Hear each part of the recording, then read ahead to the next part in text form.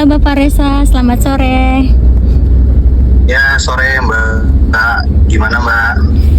Iya Mas, ini kita ada beberapa pertanyaan ya mengenai kesulitan dalam mengelola dan menangani jumlah klien yang banyak dalam satu periode audit. Oke, jadi pertanyaan saya yang pertama yaitu bagaimana sistem pembagian pekerjaan ketika KAP menangani banyak klien? Itu biasanya dari Mas Reza sendiri bagaimana tuh?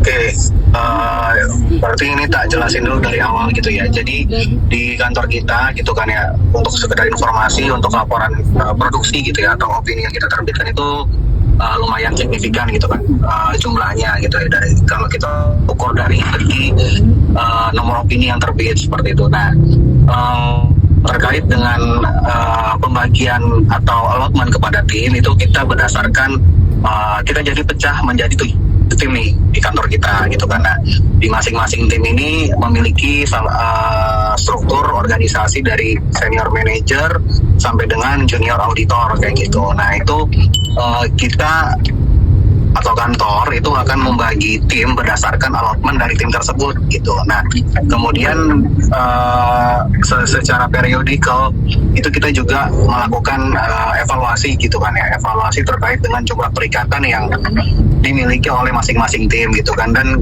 terkait dengan efektivitas dan efisiensi dalam menjalankan timnya gitu kan. Nah, selain itu juga selain dari jenis atau tingkat allotment gitu ya, perikatan gitu kan ya, kita juga mempertimbangkan kompleksitas dari klien yang akan diaudit. Nah, itu kita jadi dari sisi saya gitu ada tolak ukur sendiri lah untuk klien-klien ini. Sepertinya misalkan high risk nih, berarti pengujiannya harus lebih mendalam dan mungkin prosedur yang akan dilakukan akan lebih banyak, atau mungkin ada prosedur tambahan yang perlu dilakukan. Nah, itu kita ada assessment tersendiri gitu kan ya, dan development ke timnya pun kita juga ada judgement di situ kayak gitu sih. Oke, baik. Untuk yang pertanyaan kedua, kira-kira ada kendala nggak sih untuk ketika jumlah klien yang ditangani itu cukup banyak? Oke, sepengalaman kami dan mungkin sebagian besar dari KAP gitu kan ya, pasti akan mengalami kendala yang sama, yaitu tenggat waktu atau deadline gitu kan. Jadi secara umum untuk tenggat waktu sendiri itu kalau di kita atau di KAP pada umumnya itu terbagi dari beberapa batch sih gitu. Jadi contoh misalkan kayak dia pasar modal gitu kan ya, terus ada dia untuk kebutuhan perpajakan, terus ada juga yang nanti mungkin perpajakan tapi menggunakan SPTWA, itu kan periodenya berbeda-beda. Nah, jadi dari sisi itu kita atur allotment-nya gitu kan ya. Ketika misalkan cut off date gitu kan, misalkan cut off date perikatan sampai dengan tanggal sekian gitu kan ya. Nah, ini kita expected buat rilis atau final gitu kan ya, di periode sekian gitu. Jadi pada dasarnya sih balik lagi kuncinya itu di perikatannya gitu kan ya.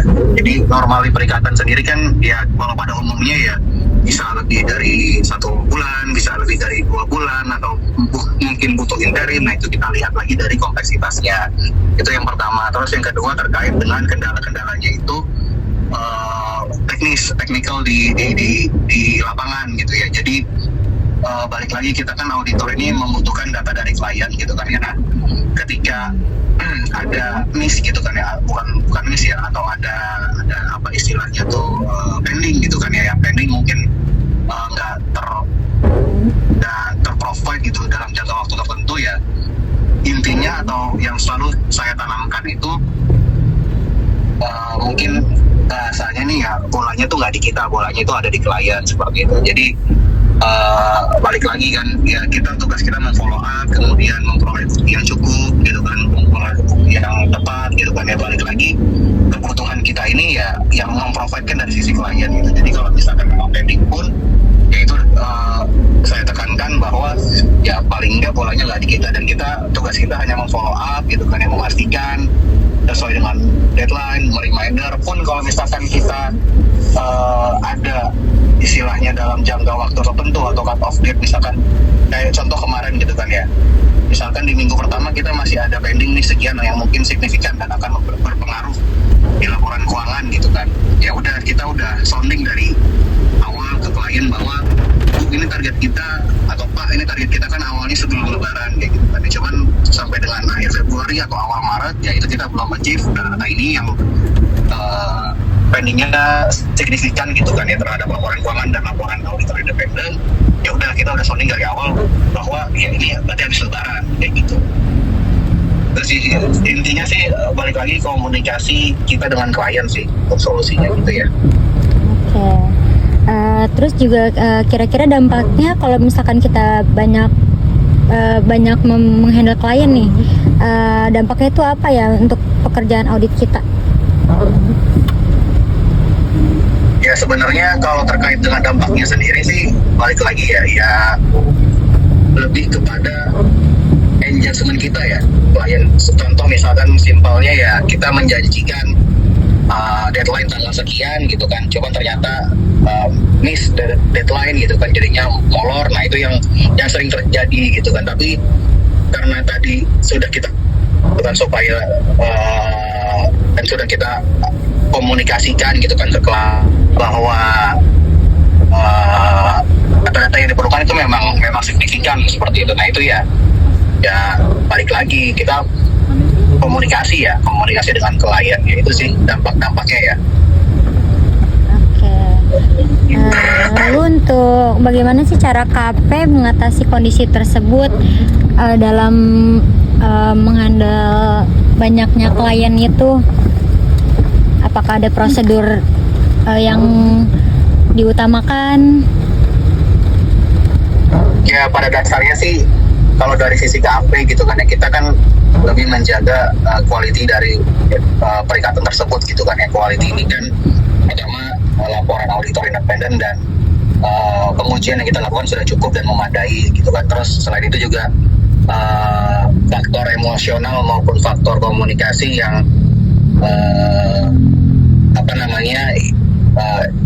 yang menjadi tolak ukur engagement kita gitu ya. Jadi mungkin patokannya ya nanti dia tahun depan menjadi klien kita lagi dan sebagainya. Itu sih kalau faktor-faktor yang kita nilai ya. Nah, cuman kalau misalkan tadi pertanyaannya bagaimana solusinya gitu kan ya, ya balik lagi yang utama itu pasti kita kan komunikasi dengan klien gitu kan ya.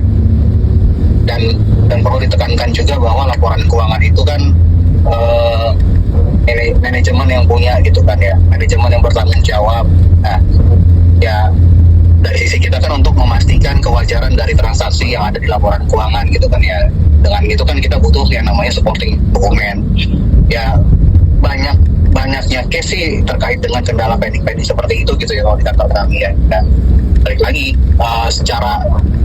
cara solusinya ya kita komunikasi ya, dan terus dari sisi kita juga udah mengontrol gitu kan, dari sisi manajemen, kemudian dari sisi tingkat